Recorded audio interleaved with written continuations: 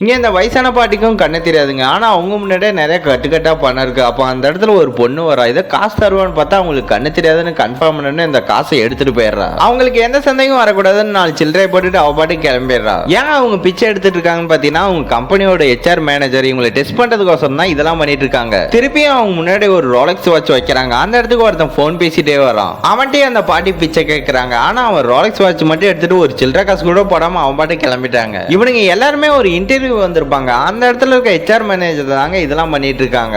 அடுத்ததான் வரான். அவனை டெஸ்ட் பண்றதுக்கு பாத்தீங்கன்னா முன்னாடி ஒரு ஐபோன் வைக்கிறாங்க. அவன் வந்தவனே ஏதோ ஐபோன் எடுக்கிறான். இவங்களும் அவன் எடுத்துட்டு கிளம்பிடுவான்னு நினைக்கிறாங்க. ஆனா பாத்தீங்கன்னா உங்களுக்கு ஐபோன் கிடைச்சிருக்குன்னு அந்த பாட்டிக்கிட்டே சொல்றாங்க. அது கேட்ட உடனே இவனாச்சும் நல்லவனா இருக்கான்னு ரொம்பவே சந்தோஷப்படுறாங்க. அவனுக்கு 3 பேருமே கம்பெனில மீட் பண்றாங்க. அப்போ ஒருத்தன் வந்துட்டு இன்டர்வியூ கொஞ்சம் லேட் ஆகும், அதனால நீங்க சாப்பிடறதெல்லாம் சாப்பிட்டுக்கோங்கன்னு தான் சொல்றான். அதுல 2 பேரும் மட்டும் அந்த சாப்பாடு எல்லாம் எடுத்துட்டு இருக்காங்க. அப்போ அங்க வேலை செய்யற பாட்டி வந்து எனக்கு பசிக்குதுன்னு சாப்பாடு எடுக்கலாம்னு நினைக்கிறாங்க. ஆனா இந்த பொண்ணு அவங்களை அசிங்கமா பேசிட்டு அது எடுக்கூடாதுன்னு சொல்லிடுதுங்க. அப்புறம் அந்த 3ஆவதா வந்தவன் என்ன பண்றான்னா ஒரு பிளேட்ல நிறைய சாப்பாடு வச்சுட்டு அந்த பாட்டிட்டே கொடுத்துறான். இதுவும் ஒரு டெஸ்ட் தாங்க. அப்புறம் அவங்களும் சொல்றாங்க உங்களுக்கு இன்டர்வியூலாம் இல்ல, இந்த பாக்ஸ்ல என்ன இருக்கோ அதுதான் உங்களுக்கு வேலைன்னு சொல்லிடுறாங்க. எல்லாருமே ஆர்வமா அந்த பாக்ஸ் எடுத்துட்டு பாக்குறாங்க. அந்த பாக்ஸ்ல பாத்தீங்கன்னா ஒவ்வொரு ஐட்டம்ஸ் இருக்குங்க. ஒவ்வொருத்தருக்கும் அது மாதிரி பொறுத்து தாங்க வேலையா இருக்கு. ஆனா அந்த பொண்ணுக்கு மட்டும் அந்த வேலை சுத்தமா பிடிக்கலங்க. அவங்களுக்குள்ளே எனக்கு இந்த வேலை கூட அந்த வேலை கூட அந்த பாக்ஸ் எக்ஸ்சேஞ்ச் பண்ணி சண்டை போட்டுட்டு இருக்காங்க. அப்புறம் 3ஆவதா இருக்கவங்க மட்டும் இந்த பொண்ணு கேட்ட உடனே இந்த என் பாக்ஸ் வச்சுக்கோ உன் பாக்ஸ் என்கிட்ட கொடுத்துருன்னு சொல்லிடுறான். ஆனா கடைசியில் தான் ஒரு ட்விஸ்ட் வைக்கிறாங்க. இந்த பாக்ஸ் அடியில் உங்களுக்கு ஃபைனல் ரிசல்ட் இருக்கு, இதை பொறுத்து தான் உங்களுக்கு வேலையே கிடைக்கும்னு சொல்லிடுறாங்க.